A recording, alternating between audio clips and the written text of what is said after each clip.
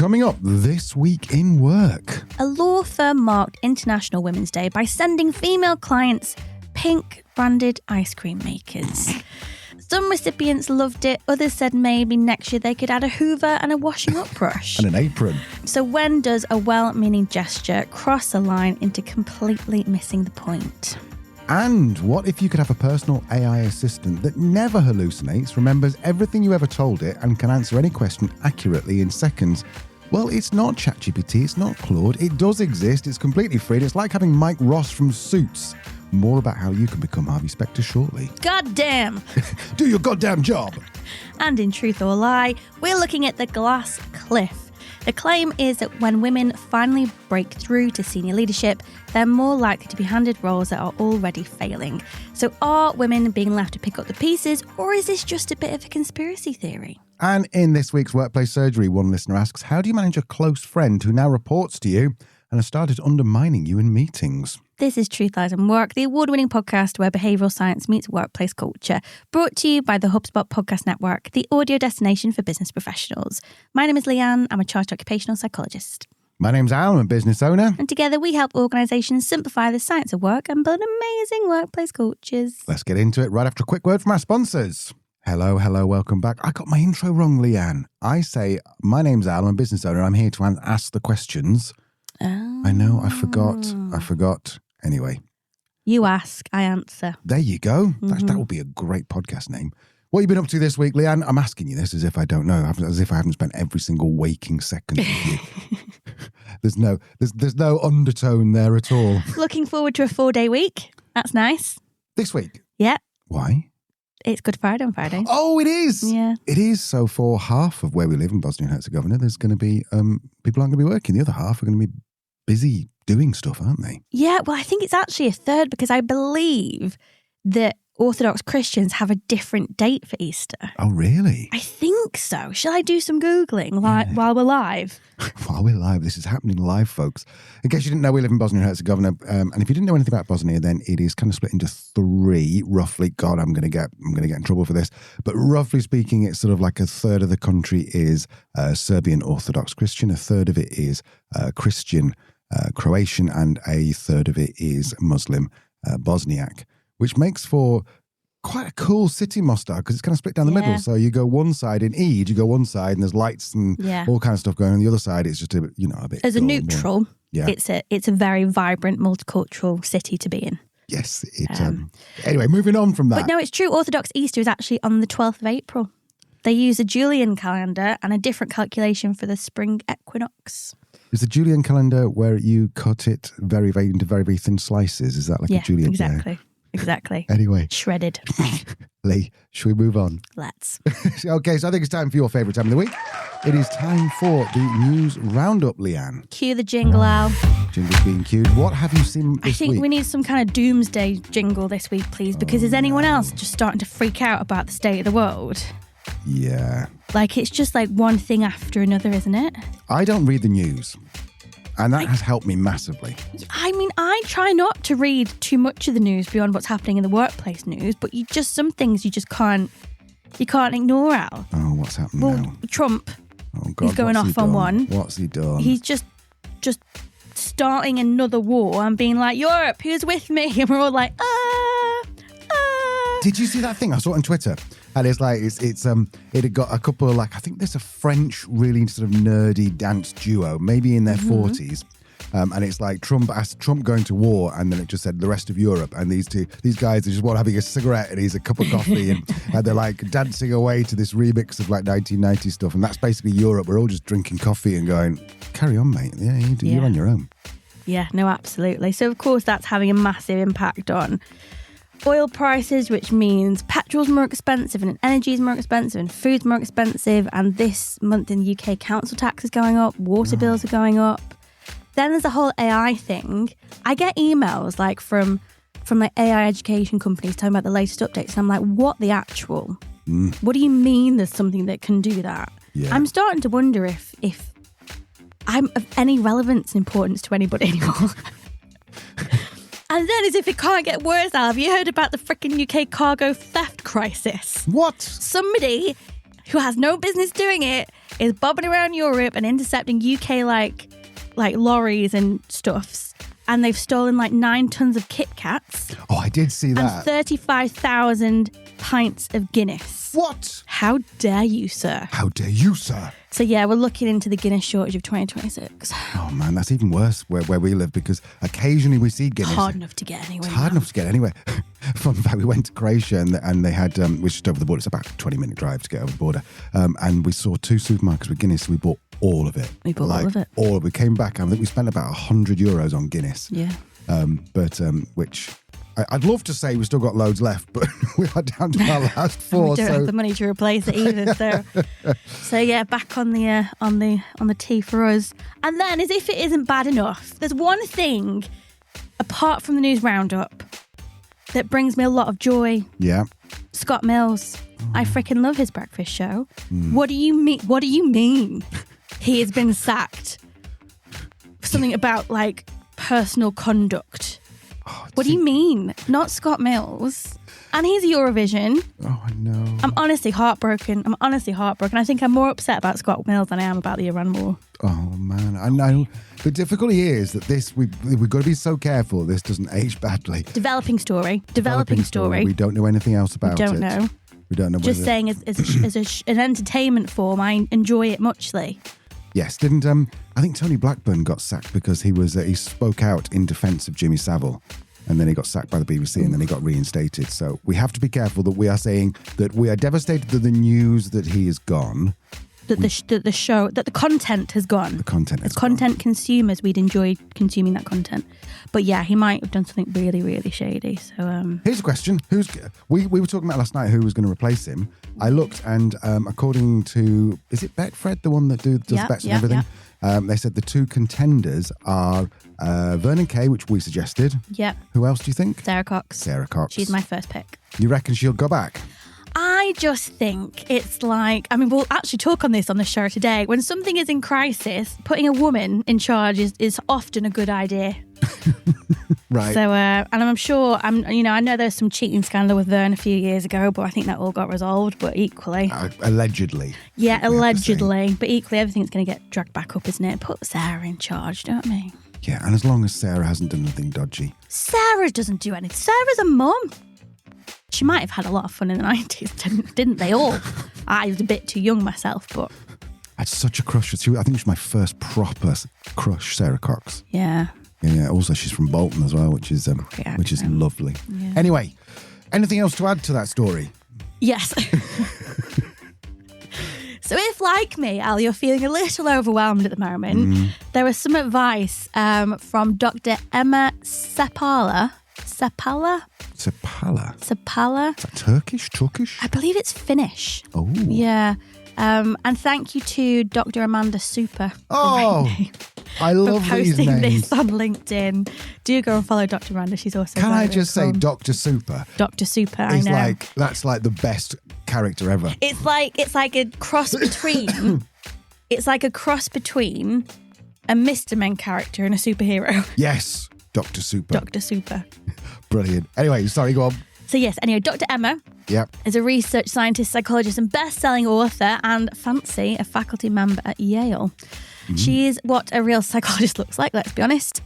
She says there's a reason we're all exhausted and burnt out at the moment, and it is because we're living through really intense and unpredictable times, and the pace of the world and the uncertainty in it is just constantly demanding our attention, and it's straining our nervous system and it's draining all of our energy. She said, as someone who has researched and written about how to attain psychological sovereignty, here's what I think is the biggest mistake we can make, believing we just have to push through. Side note, psychological sovereignty, unofficial word of the week, Al. Yeah, I like this. Yeah, I'd never heard of this either. So it's this, the idea is based on Emma's book, which is called Sovereign, Reclaim Your Freedom, Energy and Power in a Time of Distraction, Uncertainty of Chaos. Not succinct in title, but very clear in what it means. At its core, psychological sovereignty is about having control over your attention, your thinking and your actions, rather than being pulled around by everything going on around you. And it basically comes down to 3 things. The first is attention, where you direct your focus and what you choose to notice. So you not looking at the news is you choosing not to notice the news. The second is sense making, so how you interpret what's happening, so the story you tell yourself about it. So, for example, if we do get kicked out of Bosnia, that was just the way it was meant to be, and our forever home is somewhere else. And then third is agency, what you actually do in response. So if it's like me and Scott Mills, it's just kind of cry a little bit and then just switch to Sarah Cox. Anyway, Emma's point is that resilience is not built through endurance or grit. It's built through small daily acts that regulate the body, nourish the mind, and reconnect us to ourselves. And then she offered 5 do's and don'ts for building our resilience. Do you want to game it? Do you want to pick a number out of 1 or 5? We'll do the do's first. No, let's just pick number 3. Number 3, hydrate well. Oh, I'm doing that right now. Water matters more than we often realise. Hydration with pure water, fresh juices, coconut water, or electrolyte-rich fluids supports the nervous system and overall vitality. Even mild dehydration can activate the body's stress response, putting it into a subtle fight or flight state. A 2019 study on humans indicated that even mild hydration changes blood flow in the brain and impacts mood. Lovely. So how about we go for number 2 on the don'ts? Number 2 on the don'ts. Don't overschedule your life. Mm. When every moment is filled, there is no room left to care for your physical, emotional, mental, and spiritual needs. Leave space in your day. Resilience grows in that space. Do you know, I think we are on the way to psychological sovereignty. Yeah. I honestly think we are, because we're very keen on, we call it checking out. Yep. Closing the laptop lid, whatever. Like theoretically. And so quite often, after a busy day, we'll just sit there and go, right, I'm going to sit and watch silly stuff on YouTube for a little bit, or you watch a lot of period dramas. And I think we're quite good at doing that. I think to be fair, we're both like almost 80% towards psychological sovereignty. Yeah, I think we are. I mean, we do, like you say, we do spend quiet times. We walk the dogs every day. One of us will. I think one of them on there was eating plenty of fruit and vegetables, which we do. We eat a lot of fruit and vegetables. Yeah, sometimes too much. A lot of cabbage on on Sunday. You had a sore tummy, didn't you? Yeah, I'm not going to go into what happened there, but yes, I had to sleep in a different bedroom. Yeah, I think we're almost there. If you want the full list of do's and don'ts, I will leave a link to Emma's article in the show notes and to her LinkedIn profile as well. Do go and check it out. There's some really good advice in there if you are feeling a little overwhelmed. Lovely. Okay, so I want to talk about I haven't really got an article for you this week. I've got more of a kind of a love letter to a tool I've been using for about a year now. Okay. I know. Is it Claude? No, although I mean Claude, we do have some nice conversations. We're tight, yeah. He's my bro. No, this is actually, although it is AI, it is actually something a bit different. Now, stick with me. I know that most people aren't as nerdy as me, but this is what's going to give, I believe, a bit of an edge at work. The tool is called Notebook LM. You might have heard of it. It's made by Google. It's free. And the basic idea is this, that it is an AI, so it's like ChatGPT, Claude, Gemini, but it is only trained on what you give it. So you can upload your meeting notes, you can upload research, you can upload YouTube videos, you can upload company reports. You've got anything you want, and you can create projects for these. And you can essentially then go, right, tell me a bit more about it. Now, you can, to a certain extent, do that with ChatGPT or Claude. You can upload that, and Claude's particularly good at that. However, this can never hallucinate because it only uses the sources you've actually given it. Oh, that's good. It is really good. So, a couple of other, so that in itself, I think is pretty cool. So, I use it quite a lot for, I uploaded the entire documents for something called Laravel, which is a PHP framework, which I like coding in. Upload the entire documents, and then I can ask, right, okay, what do I need to do about so-and-so? And it'll only bring it from that document source. Mm-hmm. But it gets better, because now they've introduced these, now let me just double check what they've actually called them, flashcards. And what you can do is you can say, I want to learn how to use, Photoshop. Mm-hmm. So you go and find a 5-hour-long video on Photoshop, and you upload that, and then you give it the link for the Photoshop docs. And then what it'll do is it'll give you the flashcards and go, if you wanted to add an invisible layer or a mask, how would you do it? And then you go, I think I'm going to do, it'll be like a quiz. Oh, you do this. And it goes, you are right. It'll give you other things, like it can give you this is something I've been using quite a lot. It kind of creates its own little podcast with AI hosts. I am actually irrelevant. No, because it's really obvious it's AI. Really, it is really now. No, but well, true. But they'll go. But what you can do is you listen to like 15 minutes on a particular chapter of something, and it'll just teach you, and it'll be like two people chatting away. I thought it was really, really good. I alluded before to Mike Ross. You know how Mike Ross just consumes information? My favourite scene is like, I think it's episode 1 where he runs in with a suitcase full of drugs and it falls on the floor and then he just goes, what if I told you that I could consume knowledge like nobody else? And he says, is that a Barbary law handbook? Do you know what I'm talking about? Yeah. If you've not seen it, listen, go and find out. Well, it's a bit like that. This is basically Mike Ross on the web who knows everything about everything. Right, I've stopped being nerdy. Right, I'll stop.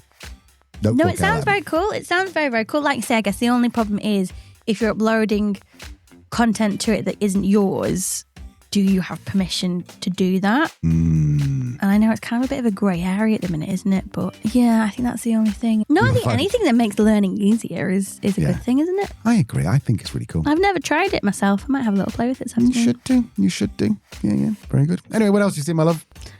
Pink ice cream makers for International Women's Day. Ooh. So I can kind of see it where like the MD walks into the room of HR and goes, guys, I've had an idea. Right. Let's buy all the women in the company an ice cream maker for International Women's Day. Thoughts? And everyone in HR is like, and then tries to talk about it, but you're like, no, it's a brilliant idea. Let's just crack on. I hope that's how it went down. I doubt he'd asked anybody at all, to be honest. I think he just probably cracked on. I saw this in a really brilliant newsletter from Catherine Garrett. Do you remember Catherine Garrett, Al? Yes, I know the name. Yeah, Catherine is a DEI consultant and author of Conscious Inclusion. Oh, that's behind us, that. It is. It's a brilliant book. And very long-term listeners will know that she's been on the show already way back in episode 45. And we're just babbies. Babies. Yeah. Her newsletter is called Crown Jewels and Whoopsie Daisy. I know. And it's basically she'll share really good examples of DEI and then a whoops moment where things didn't quite land. This one was her whoops moment for March.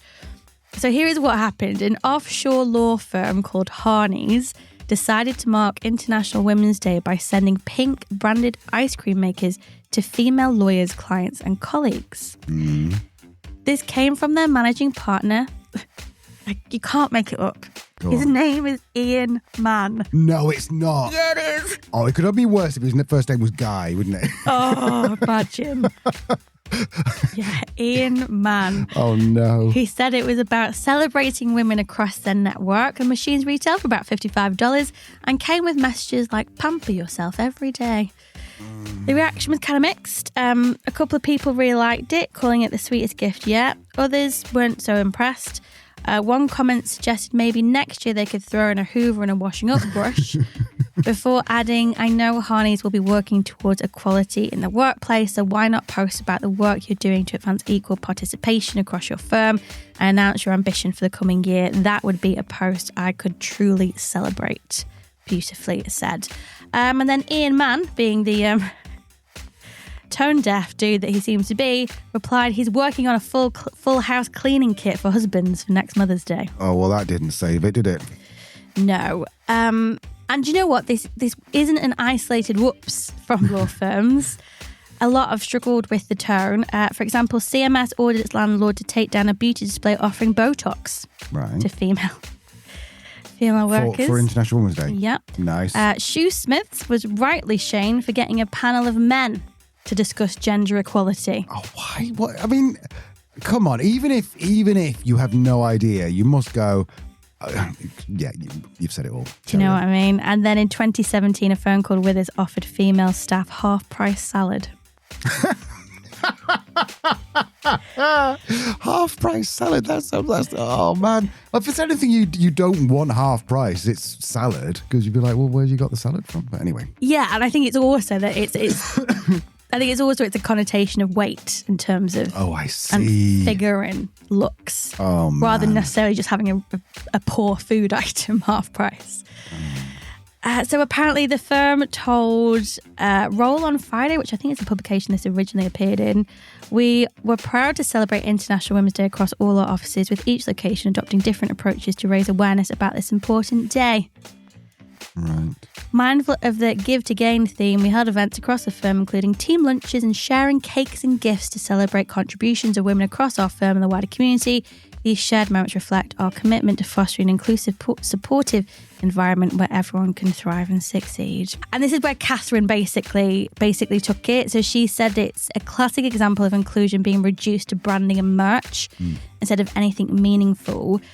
She said, let's not forget the United Nations 17 Sustainable Development Goals. Goal 5 is to achieve gender equality and empower all women and girls, because right now, women only have 64% of the legal rights that men hold worldwide. And that's in fundamental areas, including life, fundamental areas of life, including work, money, safety, big one, family, property, mobility, business, and retirement. She then went on to say that the 2026 theme for International Women's Day was rights, justice, action for all women and girls.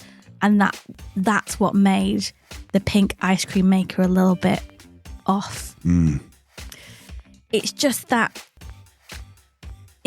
a serious thing, isn't it? When you think 64% of the rights of men, just in basic areas of our life, and in celebration of us as women and the contribution we bring to society, we're gifted an ice cream maker. Yeah. It's just awkward. It's just really awkward. Catherine does, though, give some really good tips for anyone who is looking to celebrate International Women's Day or similar events in the future and actually do it right. She says, first, avoid gimmicks. If it feels like a marketing idea, it probably is. Second, build it with the people you're trying to support. Ask women what actually matters. Don't sit in a room guessing, and definitely don't have all male teams making decisions that affect women. And third, make the day mean something. Use it to launch or highlight real changes like parental leave, flexible working, fair progression decisions, menopause support. Matrescence is something that's trending at the moment, helping women return into the workplace after having a baby. All of those things are actually gonna remove barriers. So I thought that's a really great piece from Catherine, because it's sassy and it's funny and it's serious and it's educational. So bravo. I will leave a link to Catherine's LinkedIn and her newsletter in the show notes. It's a monthly thing, so you don't kind of get flooded in your inbox, and it's really good. Oh, I like that.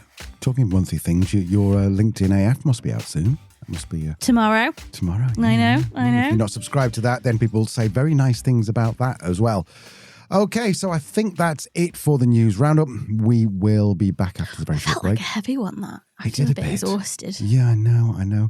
We're going to go make a cup of tea. You do go do the same. One of those Guinnesses. Yeah, but one of those Guinnesses. And we'll see after the break where we go back, where we talk about truth or lie, where I ask Leanne, I say something and I go, is it true or is it a lie? I'm still fluffing that, aren't I? I'll get better. Don't worry. See you in a second.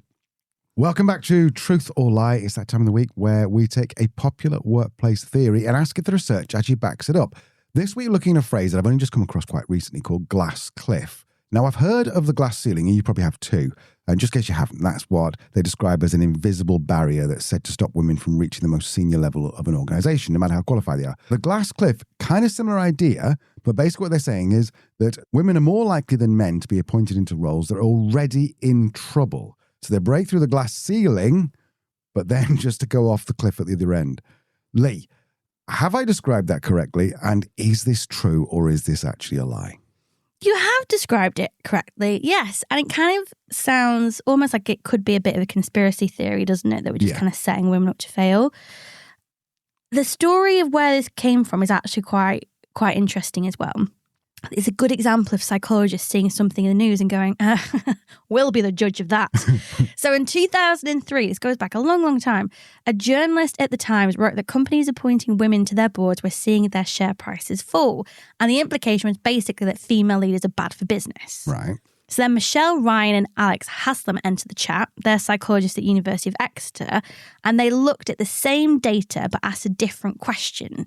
What if the companies were already in trouble before the women arrived? So what if it wasn't that the woman caused a decline, but the woman was appointed at the beginning of one? So basically, someone's gone, we're a bit in the shit here. Let's go and get this woman to take over and take the fall for it. Yeah, basically. And when you look at kind of some examples just around us, there's quite a few. Theresa May. Oh, yeah. You know, Prime Minister 2016 basically handed the job of negotiating Brexit, even though she didn't support it initially, and it was going to be impossible for anyone to do that job. Marissa Mayer was appointed CEO of Yahoo in 2012, inheriting a company that had been losing to Google and Facebook for years. And Mary Barra became the first female CEO of General Motors in 2014, just weeks before the company faced a massive ignition switch recall that became one of the largest safety scandals in automotive history. Wow, I think there was also Reddit as well. They appointed a female CEO, and then it all went a little bit south. Yeah. So there's certainly anecdotal evidence, but what does the actual scientific evidence say? We have more than 20 years of research now, so we can take a decent stab at deciding if this is true or lie. So in terms of evidence for, Ryan and Hassam, our psychologists that first took beef with that 2003 Times article, they published their study in 2005. They looked at 38 companies in the FTSE 100. So that's like the largest companies on the stock exchange. 19 of those companies had appointed a woman to their board in 2003. They matched each of those with a comparable company that had appointed a man at the same time, so same sector, etc. And what they found was in the 5 months before the appointment, companies that hired women had consistently worse share price performance than companies that hired men. That was true, what the article claimed. But crucially, the women weren't making things worse, because after the appointment, the same companies actually saw their share prices recover. Right. So over time, it got worse and then recovered. So the women weren't the cause of the decline. They were being brought in during one. Right. So by 2016, the same researchers reviewed a decade's worth of research that had built on their original work, again drawing on FTSE 100 and Fortune 500 companies. They also looked at political elections and some sporting contexts as well. And across experimental studies, when participants were asked to choose between equally qualified male and female candidates, people consistently preferred the female candidate when a company was in decline. But when a company was doing well, there was no preference either way. Oh. So this is an experimental environment. So the research at this point identifies something called the glass cushion. So the idea that men have preferential access to stable roles, whereas women are getting the riskier jobs. So they suggested that it's not just women getting risky jobs, but the men are being protected from them. Okay. So another study in 2020 pulled together 74 different studies over 91 separate samples. What's this called, Al? Longitudinal study, is that correct? It's a meta-analysis. Oh, man. I need Notebook 11 to teach me about these. So again, they looked at experimental studies and they found a small but statistically significant glass cliff effect, which again, meaning that when you put people in a room and ask them to make higher decisions, they do show a real tendency above chance to select women for high-risk roles. And that effect was very strong in countries with higher levels of gender inequality, such as the UK and the US. They then tried to think about why this happens. And one explanation is what researchers call think crisis, think female. So the idea that in a crisis, the stereotypical feminine traits, so things like empathy and strong communication skills, suddenly become more valued. So women get selected. Another is signaling. So organizations basically appoint women to send a very clear message to shareholders that something's changing. We're really radically shaking things up. We're appointing a woman to CEO. Crazy times.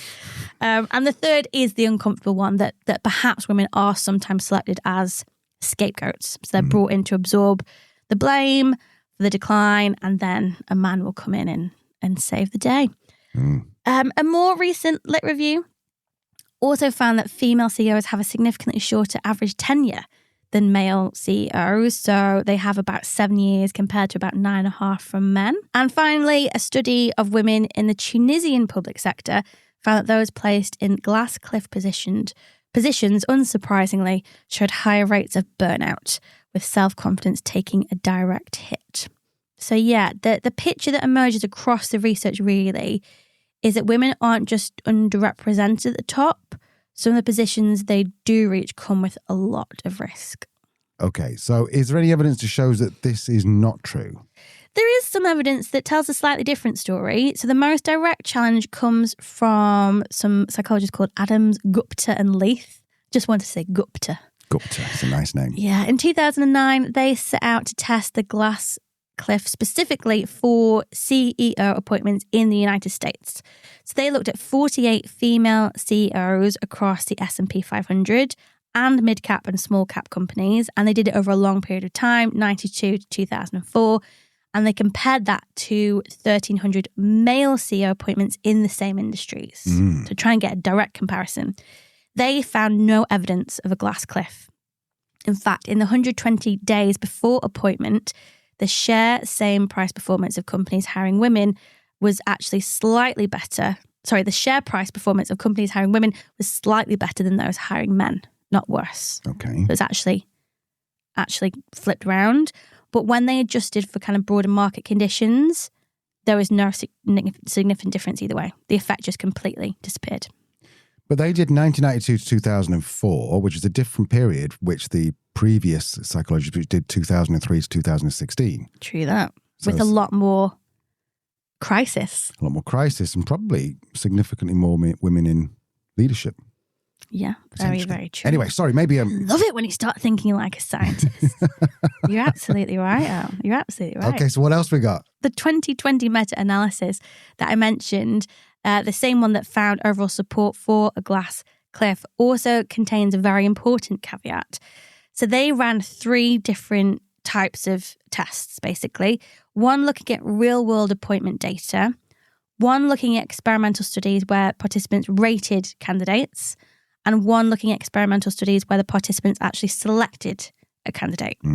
The glass cliff showed up very, very clearly in the experimental studies. So when people were asked to make hiring decisions, the bias was very, very measurable.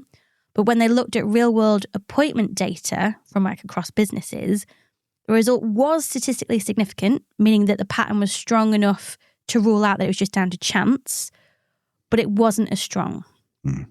And the strongest real-world effects actually appeared in politics and education rather than business. Okay.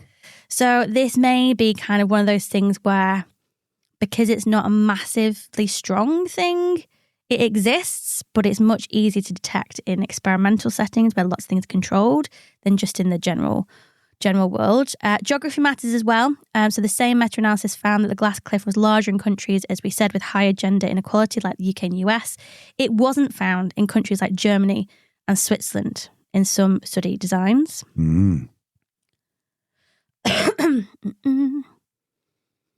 And then there's also a quota question. So a 2024 study tracked board appointments in German companies across 3 distinct periods. So Germany introduced gender quotas where organisations have to have an equal representation of genders within organisations and particularly senior leadership teams. So they looked at the periods before gender quotas were announced, after they were announced, but before they're enforced, and then after enforcement began. During that middle period, so after the announcement but before the enforcement, the glass cliff effect completely disappeared. Oh, right. Yeah. So the explanation they offer was going back to signalling. So without quotas, appointing a woman to a struggling board doesn't sound as dramatic a change because there's more women represented at that level anyway. So that strategic motivation to put women in precarious roles kind of fades. But what was interesting is when they then looked at what happened once the quotas had been enforced, and somewhat surprisingly, the glass cliff came back. Oh. So more women were appointed into high-risk roles even when gender quotas were enforced. Yes, curious. So the verdict, is it a truth or is it a lie? In terms of experimental evidence, it's very consistent. It's true. Dozens of studies, have shown us that people have a tendency to select women for roles in struggling organisations. The real-world picture is a bit messier. The effect shows up most clearly in politics and education. But when the glass cliff does appear, the research does suggest that it's not really random and that women are sometimes appointed, as we've said, as a signal that change is coming, and in some cases as a scapegoat for a decline that was already underway before they arrived. So are women left to pick up the pieces? Yeah, sometimes. The glass ceiling may have cracked, but for women, there is another side to this, and it is a cliff edge. So yeah, a glass cliff, truth or lie? I'm going to say it's true, but tentatively, in that it seems to be in certain scenarios, certain parts of the world, and with certain strategic intentions. It doesn't happen everywhere, it doesn't happen every time, but it happens enough to be real. Interesting. Thank you so much, Leanne. If you have a question that you want to put to Leanne, is it a true or is a lie, truth or lie, then get in touch. We're starting to get a few more people who are going to come in and do the truth or lie for us, aren't we? We do. We have next week, Dr. Jake Tuber is joining us. And then we also have another organizational psychologist, I think will be the week after that, Alexis Sarna. But we'll keep you posted. Yeah. Mixing it up. Okay. So on to our world famous week of workplace surgery where I put your questions to Leanne. Okay, I've got 3 questions here. Leanne, question number 1, it could be summed up by this. Should I be worried if my team sees the company has cash? So let's get into this, right? So this person writes, I have a small business and we've built up a healthy amount of cash, which we're planning to invest back into growth. We don't openly share financials, but it's publicly available and I'm aware some employees may look it up. I'm starting to wonder if seeing that level of cash could lead to frustration or resentment, especially around pay. Is this something that I should be thinking about and how transparent should I be in this situation? Interesting. So it seems that it says a small business, but if it's publicly available, then you'd imagine it'd at least be a limited company where the accounts were available. So I think what I'm understanding is that potentially this person isn't quite as generous with pay as they should be, or maybe could be, and they're sitting on a nice pile, and they're sitting on a throne made of £5 notes is what I'm getting. Lee, what are your thoughts? I think, would people be frustrated or resentful if they saw your company accounts?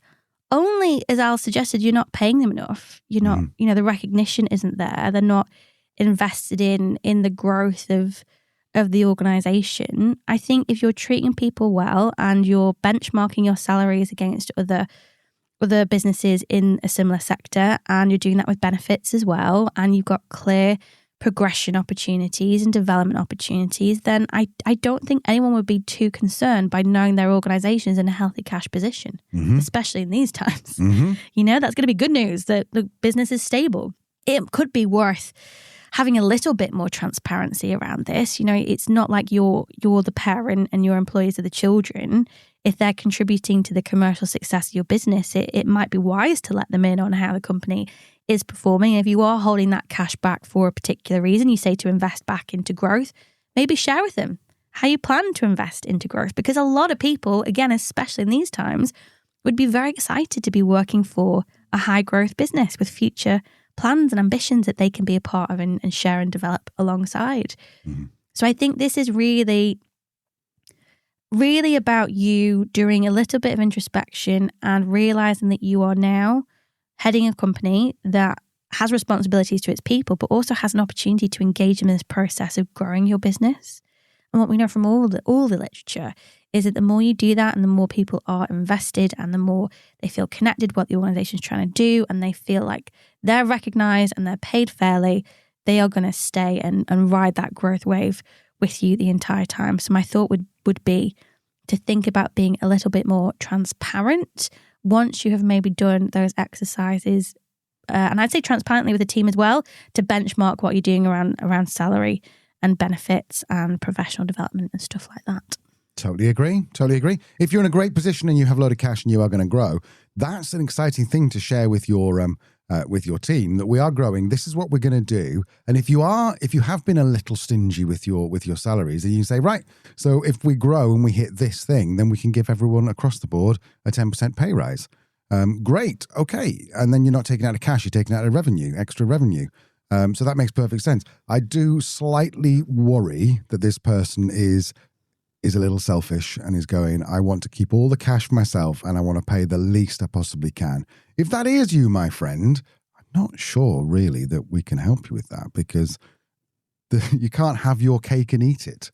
If you're obsessed with keeping as much cash as you possibly can on hand and you want to keep it all for yourself, you're not going to have the happiest employees, I don't think. No, and I'm not sure you'll enjoy it either in the long run, because you want the people around you to be as excited as you are in what you're trying to build. And it might be okay to do it at the moment where the labour market is quite hard for employees, and organisations' employees are very much in control of that dynamic, but it will swing back. It always does. Yeah. And if you have a mass exodus of people leaving your business, what are you going to do then? Absolutely. And what you do in these times will shape what happens in the times where the power shift swings. Absolutely. And we're actually talking about that more in our LinkedIn Live tomorrow. Yes, we're talking about employee engagement and whether you should bother in a crisis. Spoiler, yes, you should bother. Come along and find out why. I'll leave a link in the show notes. Thank you for waiting till I had a mouthful of water for that. I wish it was Guinness.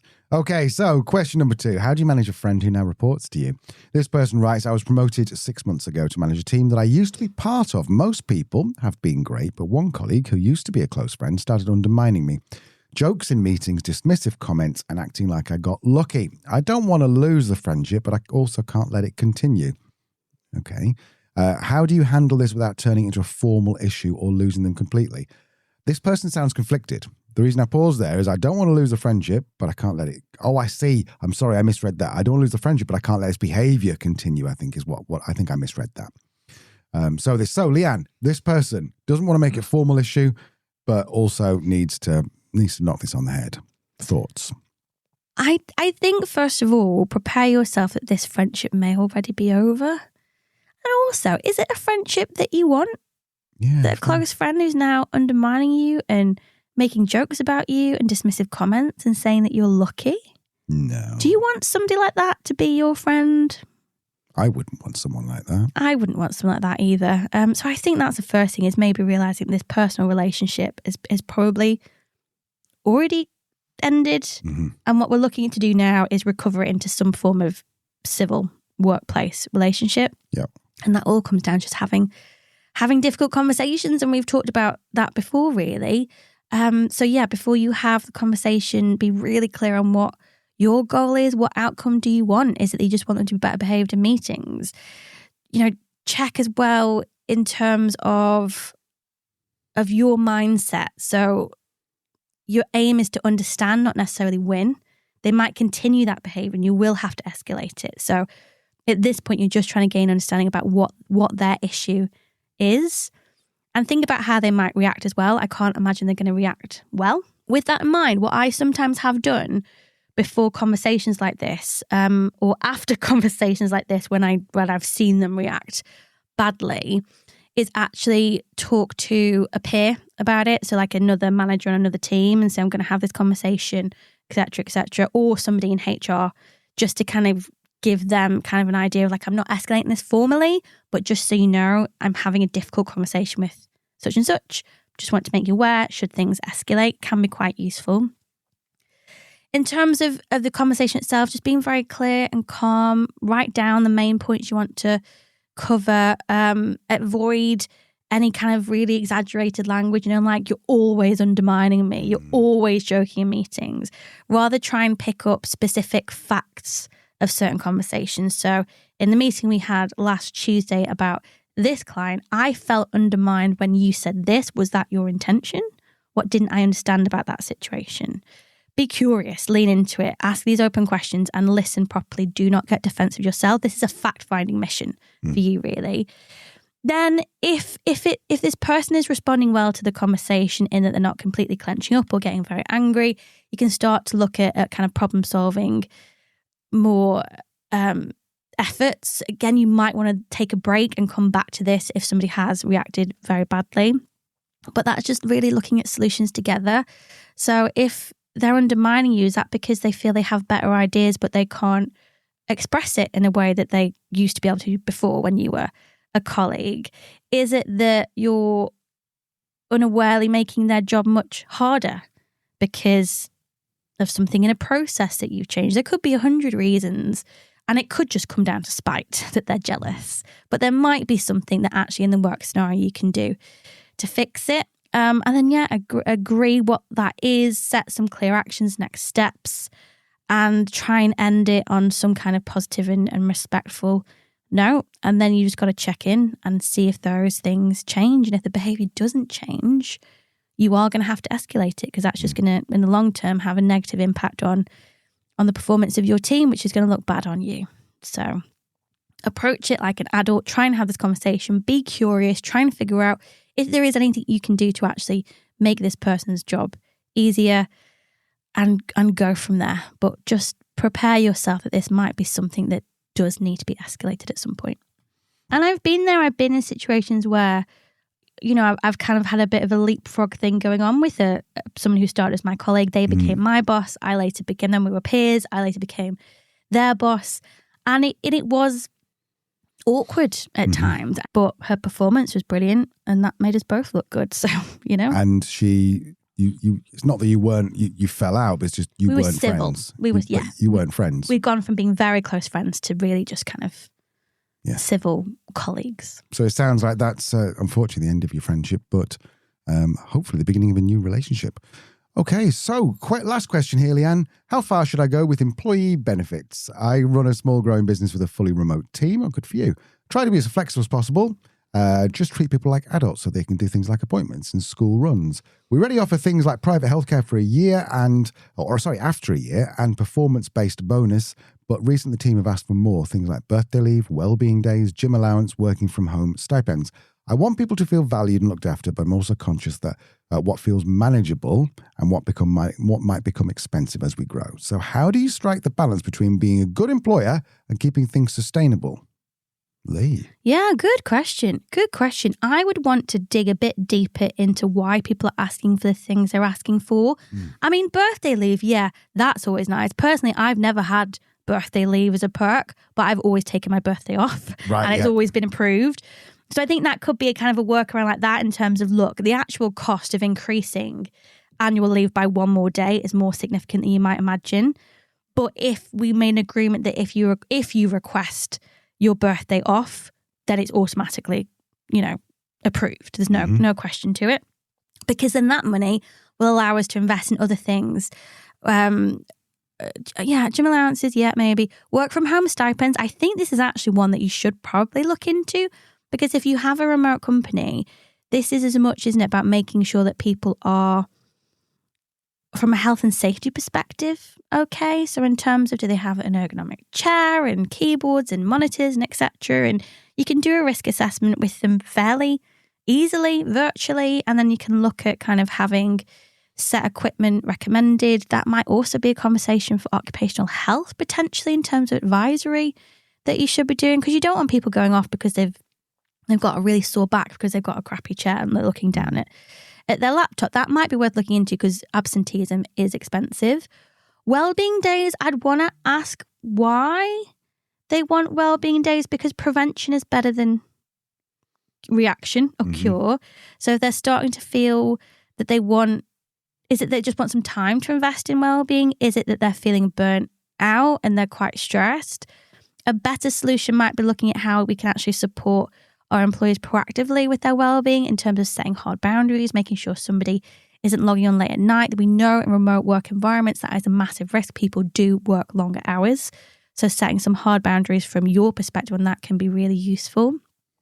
Making sure people are taking their full annual leave allowance, investing in sessions around psychological well-being, financial well-being, all that good stuff. I think looking at a more proactive view of well-being is going to be more effective for everybody, rather than giving days off when people are feeling overwhelmed. But again, it sounds like you have flexible working, so you can say this isn't, if you phone me up or drop me a message and you're really struggling that day, it's a conversation about making that day flexible or taking some time off. But it's just not kind of in a well-being associated with time off. The other thing I'd say, and we do mention these quite a bit, perks. Perks is really good. It's really cost effective. I think it's like £4 or £5 per person per month. And that includes discounted membership. It includes lots of things around financial well-being and wealth planning. It has even things around newborn care, private health cover, There's a free lottery that you can enter into. There's courses as well. There's loads of different things on there, loads of different benefits that are made much more affordable to organisations exactly like yours. So that could be a really nice one to bring in cost effectively, and then people are getting this massive whack of benefits. So I'd say be open to these conversations, dig in a bit more. And I think there are definitely things that you should do. I think the kind of risk assessment of people's work environment is probably really important for you as a business. I think the others dig a bit deeper into and maybe look at a benefit platform like Perks. Others are available. Yeah, very, very good. Lee, anything else to add before we go? No, only that next Thursday we are joined by Dr. Laura Dean. She is an organisational psychologist, but not any. She's a chartered occupational psychologist. Let's use her official term. But not just any. She's also the president-elect of the British Psychological Society. Yes, that's the organisation you're part of. Yeah. And you did your chartership through. I did. And it's like I'm sorry, ABP, but it's the main one in the UK, isn't it? It is. It's the official one. Official one. So yeah, it's a big deal. I was very excited to talk to Laura. Thursday is also World Autism Awareness Day. Mm-hmm. So we will be talking to Laura about autism, what it is, what it isn't, and how organisations can actually make workplaces better for everybody, including our neurodiverse colleagues. So come back for that. Superb. So in the meantime, go and follow Leanne on LinkedIn. If you've enjoyed this, leave us a review or rate us or both. And if you've got any questions or anything you want us to talk about, then check the show notes. There is an email. Thank you very much for listening. We'll see you very, very soon. Bye. Bye-bye.